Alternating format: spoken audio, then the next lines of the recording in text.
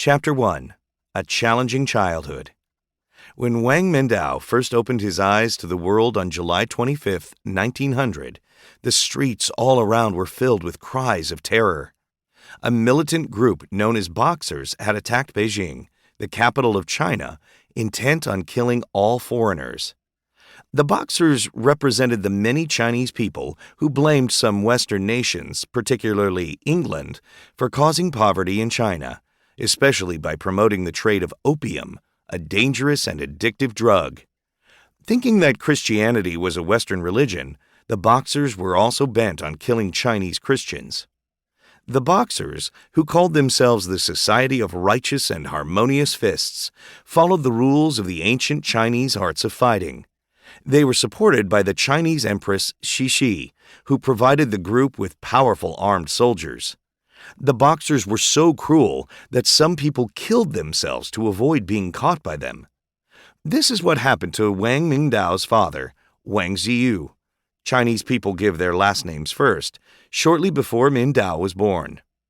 Because they were Christian, Mingdao's family had found refuge inside the area of Beijing where representatives of foreign countries, what we would call embassies, were located. For 55 days, they were surrounded by the Boxers and the Imperial Army, who made sure no one could go in or out. Mingdao was born during that time. His grandmother, who helped his mother deliver him safely into this world, nicknamed him Tie, which means iron, because he looked strong. Later, his mother, Li Wenyi, called him Desheng, which means excel by virtue. In this book, we will call him Mingdao, a name he chose later in life. The Boxers' siege was lifted on August 14th by the combined army of 8 foreign nations who sent their soldiers to protect their people. This army occupied Beijing for over a year until the Chinese government agreed to pay the foreign countries a large sum of money to repair the damages done to the foreign quarters.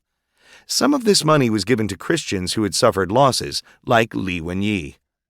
Unlike most Chinese people who had found refuge in the foreign quarters, Li Wenyi didn't have a home she could return to. Her husband had been working for a hospital that had provided a place for the family to stay, but since he was dead, she had to find another house. With the money she received for damages, she was able to buy a small building where she could live and rent rooms. She worked hard from morning till night to keep the property clean and to make and wash clothes for her family. But the rent she collected was barely enough to support her family, and Mingdao had to collect leftover coals from rich people's garbage to use as fuel for their stove. They also didn't have much food. Often, Mingdao and his sister Enrong ate only one meal a day, mostly made of cornmeal or other grains. Needing to fill the rooms, Li Wenyi was not always choosy about her tenants, and some of them were not a good example for her children. They used bad language, got into fights, smoked opium, and paid no attention to her complaints. In spite of this, she tried to raise her children well. From a young age, Mingdao liked to read any book he could find and had many questions. Most of all, he wanted to know why human beings are in this world. Is there a purpose for their life? And what happens after they die? Since Li Wenyi couldn't provide answers, he asked other people. He received all kinds of replies. Some said that after death, the spirit goes to King Yen, the king of hell, to be judged. Then the good spirits go to heaven, and the others are chained in hell to receive all sorts of terrible punishments. Other people said that everyone's spirit comes back to earth in a different form. For example, some might come back as kings, and some as insects. The worst answer of all for Mingdao was that there was nothing after death. That meant a poor person like him would struggle all his life to survive and then disappear forever. What meaning could he find in a life like that?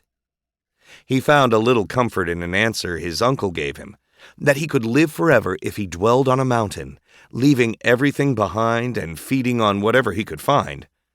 Mingdao was willing to try anything and begged his uncle to take him to a mountain.